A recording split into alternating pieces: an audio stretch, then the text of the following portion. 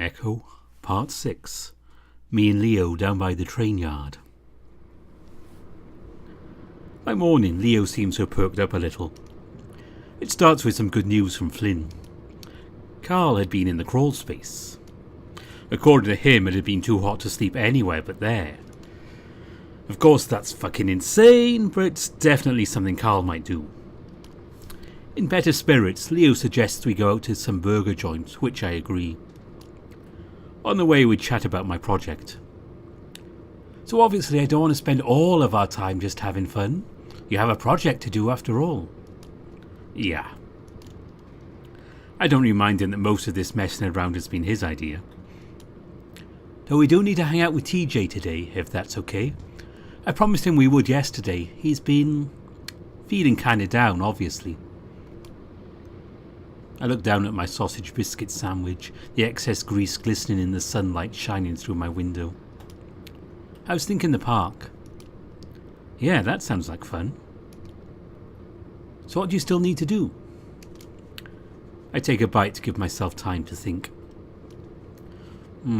Well... Honestly, I'm not too sure. The whole premise is about the body that was found in the mine. Yeah, what was that about? Well, I read about it on a website. Apparently some guy's mutilated body was found in the mines and everyone in the town lost their minds. A website? Yeah. Shouldn't you have a better source than that? Well, especially if the whole idea of your project is based off of that. I blush. Someone like Leo chastising me about journalistic integrity is kind of embarrassing. It's not that he's stupid. I guess I'm just used to feeling like the brains of our little dynamic. I mean, excited. I just need to get the book, which is something else we'll need to do. Do you have a library card? No. Wow, surprising. But I could sign up for one. Leo nudges me. Don't be bitter. I just want you to do a good job. I'm the one that went to college. I know what I'm doing. Leo laughs. You know, I read a study about college kids. A study? Sounds like something you wouldn't know about considering you didn't go to college. Right. Anyway, it's about how college doesn't make you smart, just more liberal. Uh-huh. So is that a bad thing? Well, paying $20,000 a year to get indoctrinated just doesn't appeal to me. I frown. Is that why you stopped going, or have you just been looking at these studies to make yourself feel better about quitting? Leo pauses. That's a strong word. I guess I just realised that what I had was good enough. My dad makes more than most college grads, and he's teaching me the trade too. Leo pauses as he changes lanes around a massive 16-wheel carrying what looks like steel. And I'm already certified. Okay, where exactly are you going with this? I just want to make sure you're okay with that, is all. Oh, well, I'm not Jenna. As long as you're doing what you want, I really don't care what it is you decide to do. Leo smiles. Well, good. And if we... You know, I'm not saying we will, but if we ever got together again, I'd be able to support you. Well, just don't make fun of me for going to college or what degree I decided to go into. You know, you're a good enough writer already. You'd have just started up a blog or something. What? I just read that that's what journalism is these days. I start sulking again. Maybe you should stop looking these things up. At least I'm learning to do something. It's not like I just got a degree in psychology and stopped there. Well, didn't you tell me you wanted to go into history? Isn't that worse? Let's just drop it. Leo looks at me out of the corner of his eye. Chula, I'm not making fun of you. Well, when someone starts sounding like my dad, I think that's a good time to end the conversation. Ah, you're not into that? Definitely not. We drive in silence for a while as Leo pulls out his food from the brown, grease-stained paper bag. As we're heading back, he nudges me. Hey, I have an idea. He talks with his mouth full, one hand holding onto his sausage biscuit while the other steers. Are you asking me? Hey, both hands on the wheel. Leo chuckles as he swigs from his orange juice carton with his steering paw before returning it to the wheel. Even when I'm in the car, you drive like shit. Hey, I'm way more careful when you're with me. That makes me feel so much better. Good. He takes another huge bite. I wait while he chews, and when he finishes, he takes another bite. You were saying? Oh, yeah. You know those train tracks behind my yard? Didn't you say they're important somehow? Yeah, Echo used to be an important junction. Well, why don't we go there and you can film some stuff? The rail yard is only like a 5-minute walk away, I think. Actually, yeah, that's a good idea. Leo smiles, panting a little in the heat, looking proud of himself. Cool, we'll go over there once we get back. There's not much left of the old train yard. The building that used to service the junction is basically gone, save for the foundation. There are 2 groups of abandoned freight cars with a Golden Gate Southwestern in chipped paint on the sides. I'm happy to see it since it'll help with the scenery I'm trying to capture. After doing a few panning shots along with some close-ups of the cars, I lean against an old freight car with my head back. I close my eyes against the heat. It's almost noon, so it's almost impossible to find any good shade out here. For some reason, it's only now that I'm realising how stupid it was to do this so early. The sunset would have looked a lot better, along with it being a lot cooler. Leo's been gone almost 20 minutes at this point. He said he's going to get some water bottles, but it's been a while. The sweat seeping into my shirt makes my skin crawl. After looking around, I peel it off and hang it up against a small metal ladder on the frame of one of the freight cars. I lean back against the exact same spot I was earlier, where it isn't burning hot, and resume closing my eyes. Vaguely, I wonder how many miles this thing has covered, how much of the country it's seen. The railways closed down in the 60s, so it's at least over 50 years old. Unless they're just using Echo as a dump for unwanted train cars and left them here recently. A lot older than I am. There's something weirdly comforting about leaning against something that's been through so much. Almost reassuring. It's like swimming in an old river or lake that's been around for millions of years. Something brief connected to things that are permanent. I hear rustling through the grass on the other side of the car, where I keep my eyes closed. Leo, I think I'm going to die. I'm not built for the heat. I'm with you on that one, Chase.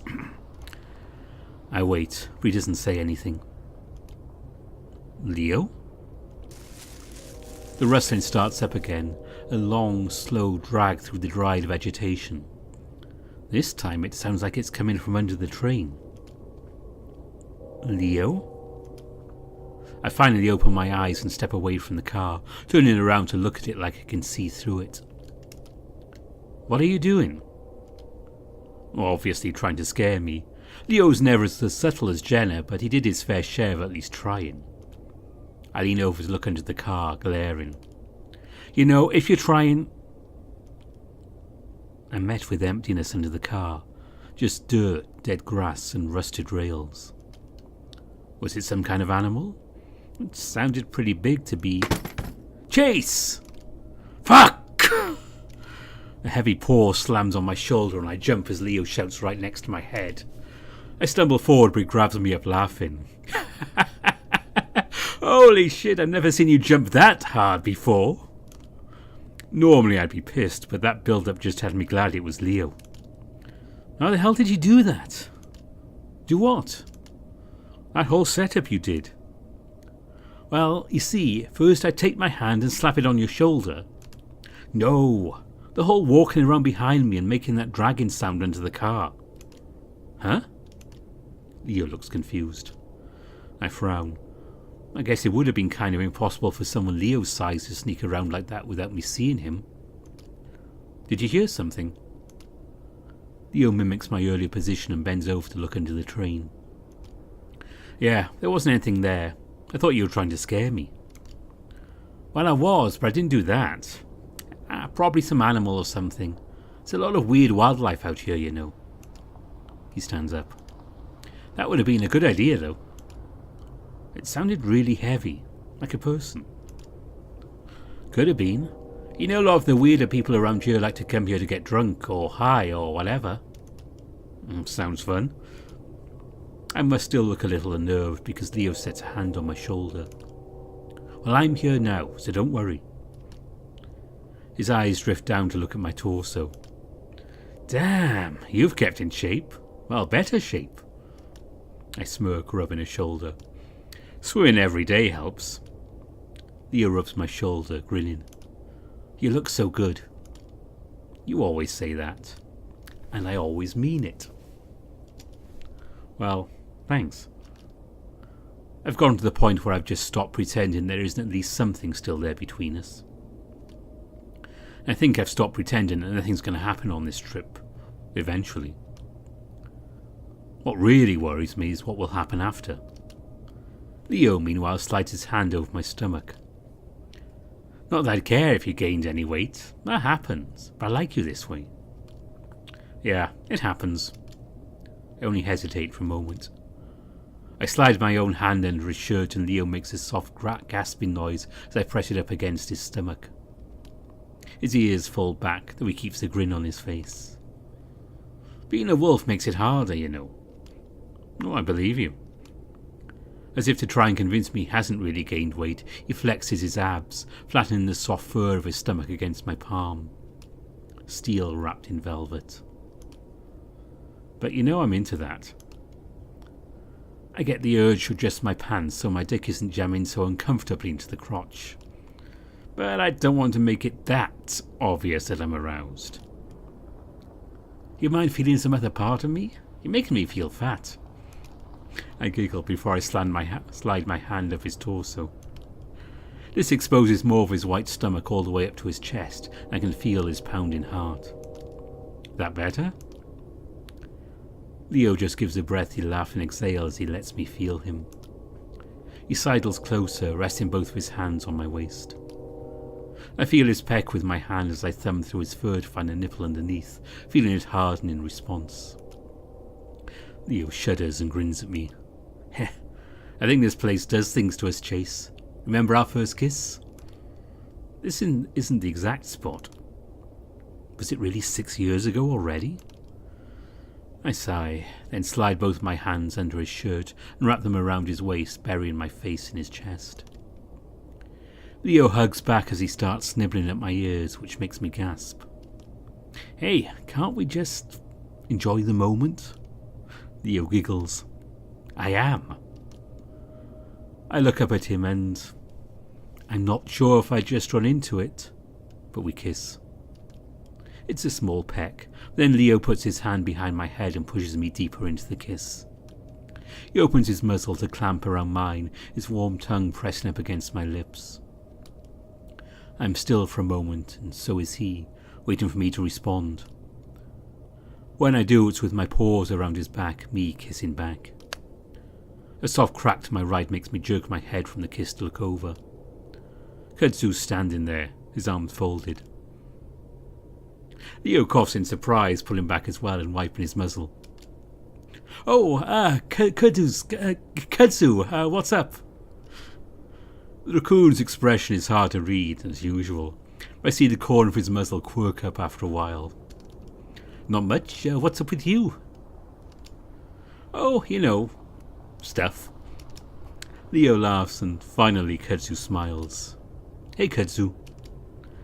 I speak up, feeling awkward staying silent after Kudzu caught us like that. He nods in my direction. Jace, what are you guys really doing out here? Seems like a kind of dumpy place to be doing that. I blush, but turn and point to my camera bag sitting inside the opening of a car. I was filming for my project.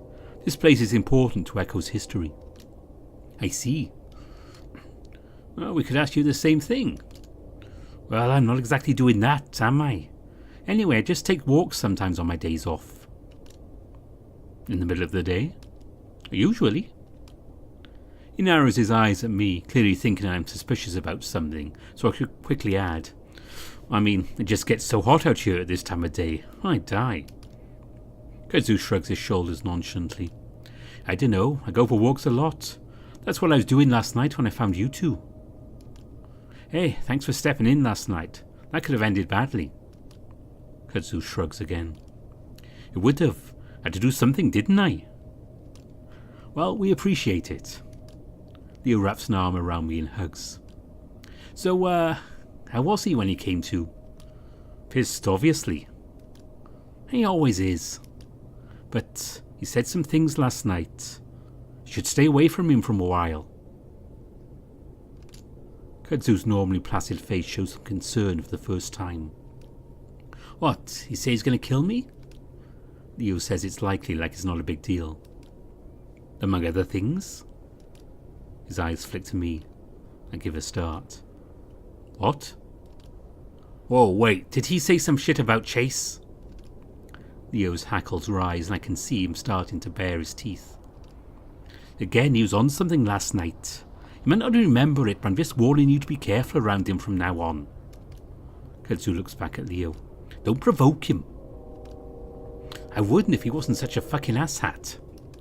Just ignore him. I swear to God, if he talked about doing shit to Chase... His grip tightens even more around me.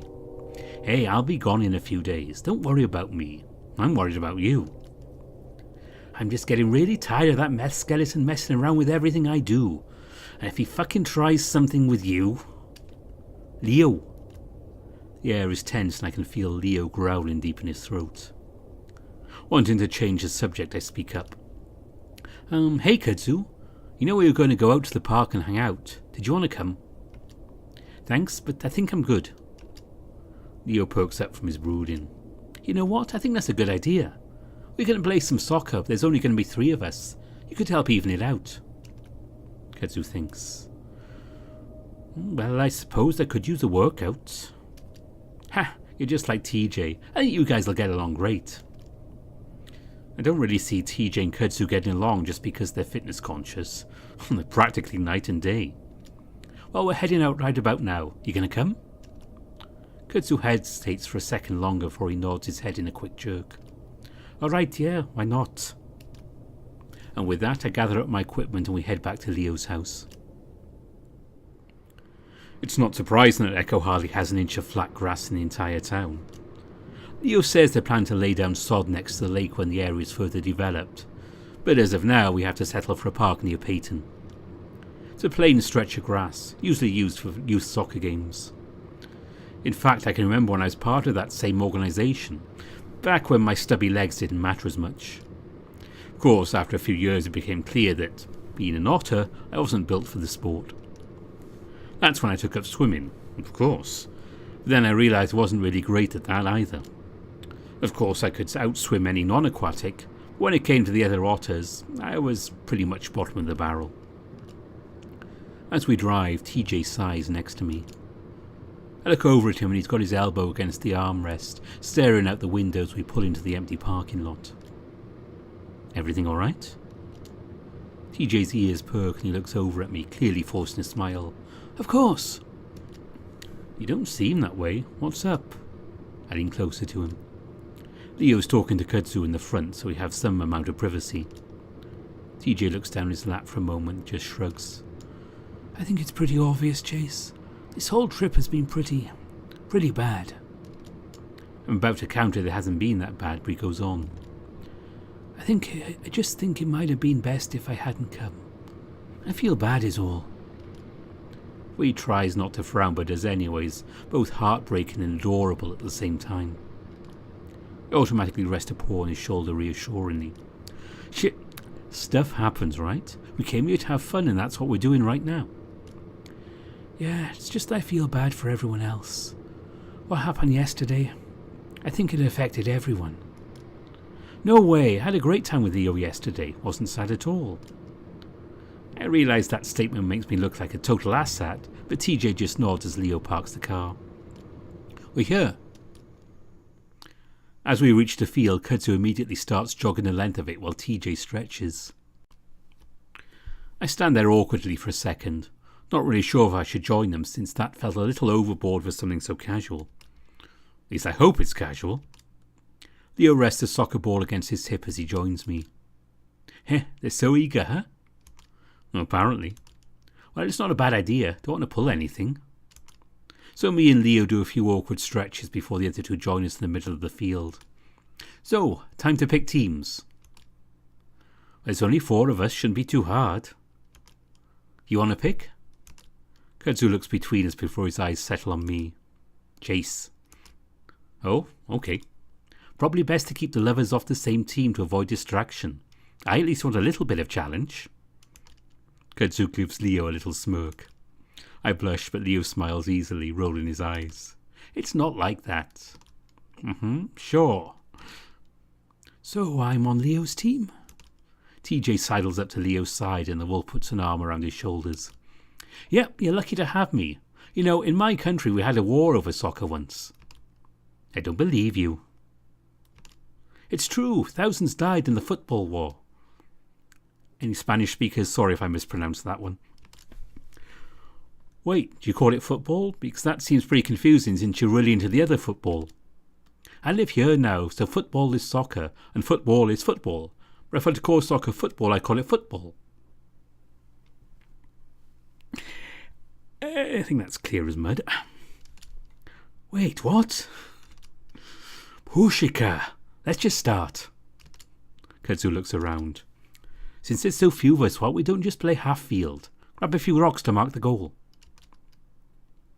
After that's done, we start playing. And for me, it's pretty much a disaster. TJ, of course, dominates all of us. He dodges around me with ease, making me look like an idiot as I spin around trying to catch him, falling on my ass more than once. Kudzu is able to hold his own for the most part, but TJ gets it past him without much difficulty. I think the lynx realises how badly he's beaten us after a while and starts to ease off. He passes it to Leo more often and only really steps in when we get near the goal. Leo, while big, is slow as hell and actually managed to steal the ball from him a few times. I also think it's because he's not taking this seriously at all, because he keeps laughing and slapping me with his tail when I run past. At one point with the score at like 7-0, I managed to get near the goal. TJ jogs in as I click the ball clumsily, and it's so clear he misses on purpose that everyone bursts out laughing as it rolls into the net. TJ frowns. What? That was a great kick, Chase. I lean over, resting my hands on my knees as I gasp for breath. If you're going to let me score, you have to make it look more convincing than that, man. Also, I'm not 5. I can handle getting my ass kicked. After a while, we switch up teams with TJ on my side and Kudzu and Leo together. It's a bit more even after that, with me being TJ's handicap and all. After about half an hour, we call it quits and head back to the parking lot where Leo throws us water bottles. I wipe my face as I sit on one of the parking blocks. Even though it's early evening, the weather is still way too damn hot. Leo and TJ are already up again. TJ's shown him some of the moves he had so viciously used on me. I'm glad to see that TJ's somewhat happy again. His ears are up and he's smiling as he runs circles around Leo. Hey, am I supposed to learn anything if you're just using them on me? Just trying to make me look dumb, eh? Sorry. Alright, first thing you need to do... I notice Kudzu standing a few feet away, watching along with me. So I guess you've known Leo ever since you moved to Echo. Kudzu looks over at me before leaning back against Leo's van. Yeah, he saw me moving in and insisted on helping. That's how I met him. Sounds like Leo. Kudzu takes a swig from his water bottle. He's a good guy. Definitely. So you used to live here, right? In Peyton? Unfortunately. I guess Leo told you? Yeah. I also remember Leo saying that some bad things had happened in the city for the raccoon, so I wonder if I should press on or not. Hey, sorry if it seemed like I was making fun of your name a few days ago. It's a cool name. Just different, you know? Kudzu smirks. No, I know it's weird. Just caught me at a bad time is all. I spread my legs out, sighing as my knees pop. I'm not built for running around. Well, yeah, you're built for swimming. I raise my eyebrows at his bluntness. It's not really a speciesist thing to say. Most people don't often point out a species aptitude. So I guess I wonder why he'd moved to Echo. It's such a dump. Kudzu's silent for a while. In the meantime, we watch Leo fall on his ass after TJ kicks the ball between his legs. People. Huh? People are the reason why I left Peyton. Oh? Peyton is technically a small city with just 70,000 people. Yeah, just for reference, Chase, that's about twice the number of people I have in this entire territory. Small city, yeah. Compared to Pueblo, that's nothing. The more people there are, the worse it is. It's the same anyway. Ah, okay. Kudzu goes on. Sure, in Echo there's 100 shitty people, but in Peyton there's 50,000 of them. Every for Echo. His tone is so dark at this point I'll even respond. Something definitely happened here in Peyton. I don't dare ask what it was. Luckily I'm saved an awkward silence as Leo haphazardly kicks the ball in our direction and TJ comes running up to us. Damn it. Alright, I think that's enough for today. He jogs over, wiping his face. Man, I need a shower. You two getting along? When Kudzu doesn't say anything, I pipe up. Yep. Leo frowns, clearly sensing something's wrong. Well, okay. Anyway, let's go out and get some ice cream. I've really been craving it. I stand up slowly, knees popping again as we all pile into the car. As we drive, TJ continues to stare out the window, but his ears are up and he doesn't seem so depressed anymore. I lean over towards him. You feeling better? TJ turns to look at me, smiling. Yeah, it was fun playing with you guys. I grin. You're insanely good. He shakes his head. Not compared to the other guys at school. I'm not aggressive enough, but it's fun. Well, I'm glad you're feeling better. TJ nods. It's too bad we can't come back and do it again tomorrow. Why not? Not that I'm crazy about doing it again, but I'm not sure what would prevent it. He looks at me. Well, your project. I frown. I don't think... Hey, what flavour do you guys want? Leo practically shouts back at us. I look around. We aren't even at the ice cream parlour yet. Doesn't seem to matter to TJ though. Oh, cookie dough. It's been so long since I've had it. Really? I didn't know you liked that flavour.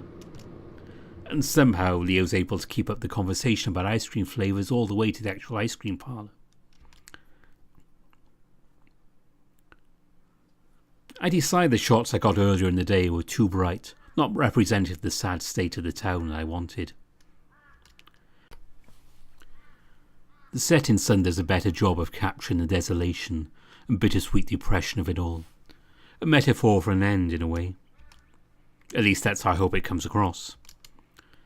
I lean back against the old rusted car, clicking through the images I'd taken. It feels very quiet, despite the wildlife around me.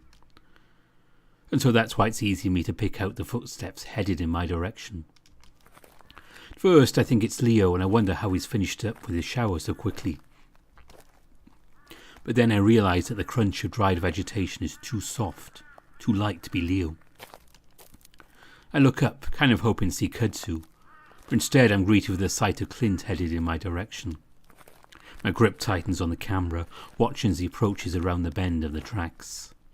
He doesn't see me at first. As he gets to the tracks, he hops onto one of the metal rails and balances there, walking along like he's on a tightrope. Does everyone in Echo just come here to take a walk? I think about walking around the train car out of his line of sight and hide until he passes me. While I'm thinking this, he loses his balance and stumbles off the rail, and that's when he looks up. Of course, I'm the first thing he sees, and we both just stand there, watching each other. I don't know what to do. Kurt said Clint probably didn't remember anything from last night. I'm not willing to bet on it. It does look like he's not even sure who I am, though. His eyes are squinted almost shut, mouth all screwed up as he scratches his head comically. He leans forward almost to the point of falling over again. Definitely on something. At that moment, a look of recognition spreads across his face and his mouth opens wide. Then he starts jogging straight for me. The abruptness of his movement startled me and I almost dropped the camera. I angle myself away from the car so I'm not backed up against it and start taking steps back as he gets closer. He stops though about 10 feet away and points at me. Hey, I know you. I'm at a loss for what to say. He's wobbling back and forth, his eyes wide open. Your name? There's an awkward pause as I try to determine whether or not he's asking a question. My name? Chase. Why did I tell him that? You're Leo's fag friend. I'm distracted again because that's when I see the handle of a pistol just poking out from the front of the waistband of Clint's jeans. Clint glares. Fucking Leo, why'd you hang out with that creep? I'm looking around, trying to decide the best way of escape in case he loses it. I mean, he's always saying shit to me. Always saying shit about my dad. He had a perfect fucking life, and he rubs it in my goddamn face. I take a few innocuous steps back, so at the end of the car is right next to me. Guess I have to duck behind it. I don't think Leo's life was that easy. It was pretty bad back in his country. Fucking Bina coming here to make my fucking life even worse. Couldn't go home and be happy. Couldn't go outside and be happy. I can't be happy anywhere. He sneers at me. And you fuck him, don't you? I just stare at him and don't say anything. I feel like anything I say could set him off. He waits patiently, expecting an answer. Clint. Don't you? He shudders, visibly clenching his eyes shut. Fucking imagine you licking his fat ass. It's disgusting. I don't even fucking care that you're fagging around, but with him. If I wasn't so afraid of the whole situation, I probably would have laughed just then. I take another step back. Hey, I was actually just about to head out. You know, I'm doing this project. That's why I'm here. He glares at me. Me and Leo broke up a few years ago. We're just friends. You don't know what he's like. The things he did to me. It was way worse than what I ever did to you. But hey, I do need to head out. We can talk about this later. He sees me stepping around the car. Immediately his hand shoots the handle of the gun. Hey! I freeze, watching his hand, preparing to throw myself to the ground if he pulled it out. At the same time, I'm praying he'll shoot his dick off if he does. He glares at me. What the hell have you been doing out here anyway? With shaking hands, I point to the camera around my neck. I told you, I'm doing a project. I try to smile as I hold it up. Just about Echo? What the fuck is there to say about it? His hand loosens on the pistol, and I manage to steady my voice enough to actually speak. Well, there's a history to it, you know. There's history to everything. I'm just trying to figure it out. Clint looks around, seeming to forget about his gun. Oh, like this railroad? Yeah, like this railroad.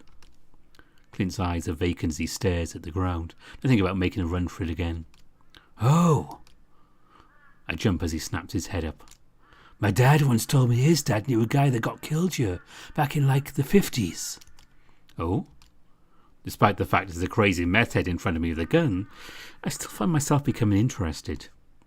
Yeah, like some guy was trying to hop on one. Like way back then, that's how people would get around.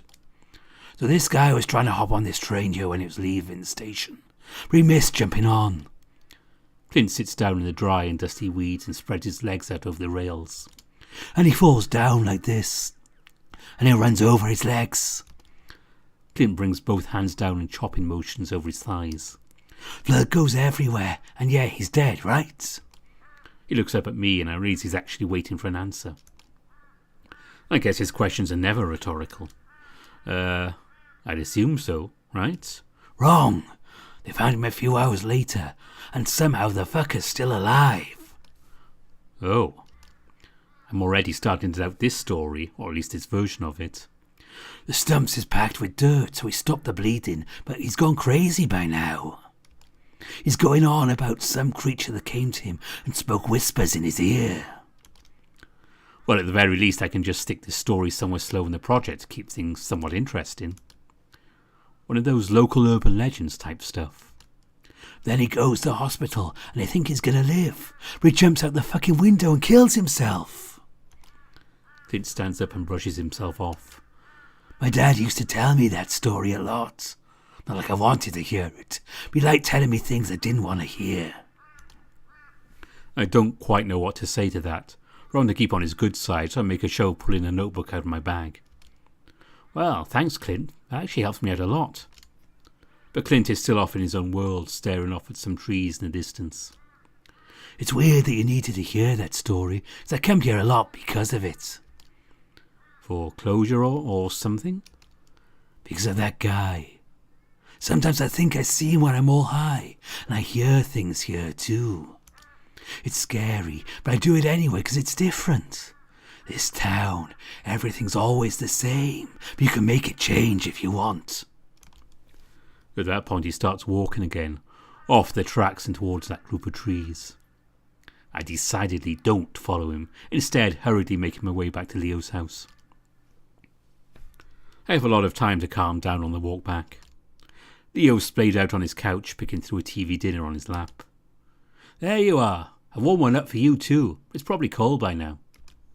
That's all right. I'll just put it back in. Leo watches me as I head into the kitchen adjacent to the living room. Hey, what's up?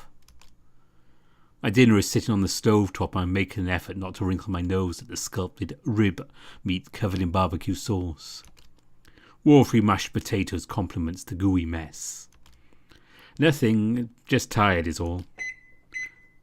I toss the dinner back into the microwave and set the timer to 2 minutes. As it's warming, I turn back around to lean against the counter and face Leo in the living room. Hey, I was wondering something. Leo looks back up at me, ears falling back a little. It's about Clint. Leo's brow furrows. I mean, you guys are each other's throats. I know there's always been some animosity between you two, but I don't remember it being this bad. I frown. You guys practically want each other dead. Leo pins his ears back while he licks barbecue sauce off his fingers. I really don't know, Chase. If I had to say, I think it would be the drugs. The drugs? Whatever he's taken, it's pretty hardcore. I mean, it's a goddamn skeleton now, right? Yeah. But it's not like I'm responsible for it. I just treat him like he treats everyone else. I open my mouth, hesitate, and finally ask what's been bothering me. When we were younger, would you say that you bullied him? Leo frowns. What's bringing all of this up? Nothing, I'm just curious is all. Leo starts to smooth down the fur on his head, all poofed out from his shower. I mean, I wasn't nice to him, of course, but he's an asshole to everyone else. Like I said, I did to him what he did to others. He coughs. Maybe a little worse. Worse? What he did to us was pretty bad, though. Tried to burn me with a cigarette once. See, when you tell me shit like that, I don't feel bad for any of the things I did to his worthless ass. I'm saved from having to respond to that as the timer goes off. I turn around to pull my food out of the microwave before grabbing a plastic fork and sitting down next to Leo. We eat in a slightly awkward silence. By the time I'm almost finished, I'm feeling a little nauseous. Not to be rude, but you always eat this stuff? Huh? He looks up with a mouthful of mashed potatoes. This microwavable dinner stuff. He swallows loudly. Yeah, you don't like it? He lowers his ears again, looking embarrassed. It's fine. I mean, it's just sad. I look at him sheepishly. Ha, you little fucker. I get better food sometimes. This is just easier. Yeah. I drag a plastic fork through the flaky potatoes. And what qualifies as better food? The diner? Hey, it's not like I can't afford it. I make good money. I laugh. This isn't about money. I just think you're lazy. Leo mock growls and leans over to grab me. I yelp theatrically and try to hold my tray steady as he yanks me sideways to lay down against him, our heads on the armrest. Hey, I gotta throw away my tray. It's full of gross TV dinner water. Leo nuzzles into my neck. Put it on the floor. Ew, gross. You can throw it away when I'm ready to get up. Since when do you decide when I can or can't get up? Since you decided to mouth off to me, now you're the one who's going to be cooking all of my meals and cleaning up my house chula. I shiver, and he responds by spooning me tighter. Clearly Leo's gauged I'm past the point of resistance at this point of my little vacation. He's taking advantage of it. Estoy loco por ti. Sorry, folks, if I've really mangled that language. He rolls the R dramatically. definitely taken advantage of it. We're both too tired to do anything more, which is probably for the best. Within a few minutes I've passed out. And so we've reached the end of another day in Echo. Thank you for being with us today, and we hope that you'll join us for at least part of tomorrow. I know Chase and Leo have some fun things planned for us. The weather, speaking of tomorrow, it's going to be another hot and sunny day, so a good day to be going out and enjoying some of that fine weather. Now, last look at the clock, and it's very clearly time for us all to be thinking of heading home or heading to bed, wherever you are. So from everyone here, this is Blythe Clwyd, wishing you all a very peaceful good night. Nusta.